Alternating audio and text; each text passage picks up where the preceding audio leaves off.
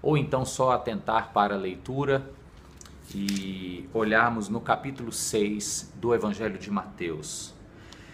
O capítulo 6, se você está ligado na Bíblia, você vai lembrar que o capítulo 6 faz parte do Sermão do Monte, o grande discurso da montanha, que começa com as famosas bem-aventuranças. Pois depois que Jesus profere as bem-aventuranças, ele fala então sobre várias questões cotidianas, questões da nossa realidade diária, espiritual. E no capítulo 6 ele vem falando sobre a nossa relação com Deus. E ele fala sobre oração. E o tema de hoje é pedido, mas eu quero ler aqui com vocês e pensar em algo ainda além. Acompanha comigo, do verso 5, eu estou no capítulo 6 de Mateus, verso 5, diz assim: quando vocês orarem, não sejam como os hipócritas, e ele se refere aqui aos religiosos, fariseus, aquele partido judaico que vivia muito a letra, mas esquecia de colocar a letra em prática na vida. Portanto, Jesus compara eles com aquele personagem do teatro grego, o Hipócritos, que usava aquela máscara e era alguém que na verdade não condizia com a sua essência. Esses eram os hipócritas. Então, ele diz: esses hipócritas gostam de ficar orando em pé nas sinagogas e nas esquinas, a fim de serem vistos pelos outros. Eu lhes asseguro que eles já receberam sua plena recompensa. Mas quando você orar, olha que legal, vá para o seu quarto, feche a sua porta e ore a seu pai que está em secreto. Então seu pai que está em secreto o recompensará. Num segundo público, Jesus diz assim: e quando orarem também, não fiquem repetindo a mesma coisa como fazem os pagãos. Esse é o segundo povo. Primeiro foram os hipócritas, agora são os pagãos. Não fiquem repetindo como fazem os pagãos. Eles pensam que pelo muito falarem serão ouvidos.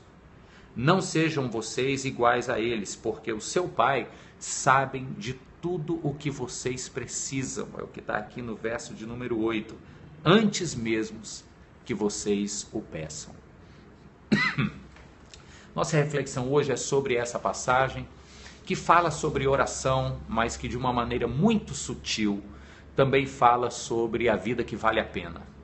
E é mais ou menos nessa linha que eu quero seguir com você agora de manhã. A vida que vale a pena. Como será esta vida que vale a pena? E o texto aqui de Jesus, endereçado aos seus discípulos que queriam aprender de maneira própria a orarem, ele diz que tem dois jeitos de você fazer esta relação íntima com Deus, a que nós chamamos de oração. Tem duas formas de você fazer isso acontecer que não valem a pena. A primeira é quando você precisa da publicidade e do olhar do outro para legitimar a tua espiritualidade. Ele diz: esses são os hipócritas que oram nas praças e nas sinagogas e querem o reconhecimento do público. A outra forma que não vale a pena você empreender esta intimidade com Deus é a forma dos pagãos, que faziam muitas repetições achando que por esta metodologia específica, eficiente de repetições, seriam atendidos. Jesus está dizendo: olha, nem a hipocrisia que precisa da publicidade carente do olhar do outro vale a pena para você, muito menos essas estratégias de métodos ultra eficientes para te levarem a conseguir o que quer valem a pena para você. É interessante, queridos, porque se nós olharmos para essas duas posturas, ambos tinham o mesmo objetivo em mente. E qual era o objetivo de ambos? Eram simplesmente alcançarem suas próprias necessidades. Um tinha necessidade de reconhecimento e o outro tinha as necessidades pelas quais pediam insistentemente. Um usava da publicidade e alardeavam que queriam reconhecimento público, e o outro usava do mecanismo, do método e da eficiência. Mas ambos queriam a mesma coisa. Eles queriam receber. Eis o problema da vida que não vale a pena. É quando nós estamos no centro de tudo. Quando a ênfase dos meus pedidos é aquilo que eu preciso. Lamento te dizer isso, mas esse é o exemplo da vida que não vale a pena. Não foi para isso que Jesus morreu na cruz, dando a mim e a você um exemplo de que vida de verdade é vida vivida para o outro e não para si próprio. Quando vamos orar, da forma que Jesus nos ensina aqui, quando vamos desfrutar deste momento de intimidade e conexão com o eterno, nós precisamos ter em mente, queridos, não os nossos próprios pedidos, às vezes também nem tanto pedidos de outros por quem queremos interceder. Nós precisamos ter em mente, em primeiro lugar, a pessoa de Deus. Eu oro porque eu quero me relacionar com Ele. Eu oro porque eu me reconheço que eu sou pó, que eu sou verme, que eu sou indigno e que Ele é o Todo-Poderoso, pleno e absoluto. Eu oro porque minha vida encontra sentido e encontra significado quando estou em contato com Ele. Por isso a gente ora. Por isso a gente vai no quarto secreto, porque não precisa de ninguém que veja. E por isso a gente também não precisa ficar avisando a Deus quais são os nossos pedidos, porque Ele sabe das nossas necessidades antes mesmo que a gente peça. Falar em pedido a Deus é falar sobre a vida que vale a pena. O que você pede a Deus na sua oração revela muito do tipo de vida que você está vivendo.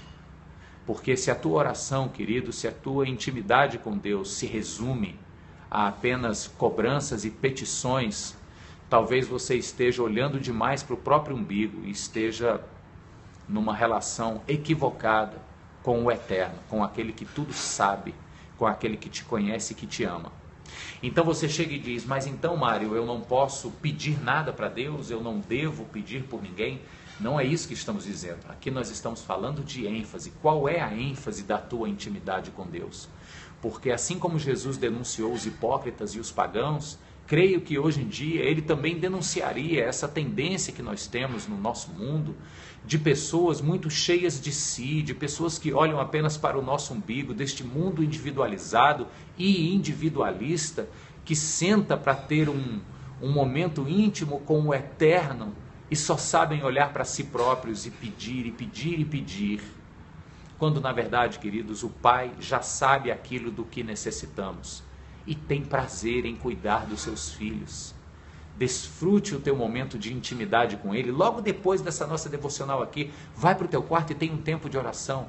E ao invés de pedir, faça aquilo que a vida que vale a pena te convida a fazer. Sabe o que é? Agradecer. A nossa intimidade com Deus fica muito mais rica quando a gente pede menos e agradece mais. Queridos, esse é o meu desejo e essa tem sido a minha busca diante de Deus. Os pedidos, Ele sabe quais são. As intercessões, Ele se agrada que a gente faça, sim. Mas tudo isso em segundo plano. Em primeiro lugar está o reconhecimento da minha pequenez e da majestade do Eterno. E aí, diante deste reconhecimento, da minha boca só sai uma coisa: agradecimento. Louvado seja Deus. Eu quero orar agora, pedir por aqueles nomes que a gente colocou, mas antes de fazer essas petições, eu queria ter um tempo com você de agradecimento. Então, feche os seus olhos e ora comigo agora, em nome de Jesus. Senhor, obrigado por mais um dia de vida, Senhor. Obrigado por tantas pessoas que têm entrado, Deus, nesse ambiente virtual de reflexão e de devoção. Obrigado, Senhor, porque o Senhor é atento a toda e qualquer expressão de gratidão no coração dos teus filhos. Nós te pedimos, Deus, que nesta manhã haja uma conversão sincera nas nossas vidas, de uma intimidade que apenas pede, exige e cobra. Nós queremos nos converter, Senhor, para uma intimidade que agradece, que reconhece a tua grandeza e que se sente privilegiada de poder desfrutar tempos íntimos contigo. Portanto, Pai, eu louvo o teu nome por mais um dia, pelo ar que entra nos nossos pulmões, pela nossa família, pelos nossos filhos, Deus, pelo trabalho para onde estaremos indo agora, já, Senhor. Temos muito a lhe agradecer, mas acima de tudo, a nossa gratidão é pela graça do Senhor revelada a nós na pessoa de Cristo Jesus. Obrigado por isso, Senhor. É isso que nos faz a vida valer a pena. E que Deus, estes nomes que foram colocados aqui diante do teu altar de graça, eu te peço, Senhor, que tu os alcance, que o Senhor possa estender a tua mão e tocar em suas vidas e abrir os seus olhos para enxergar o Deus verdadeiro que os ama e que os restaura. No nome de Jesus nós oramos e agradecemos, e todo mundo aí em casa diz amém. Maravilha!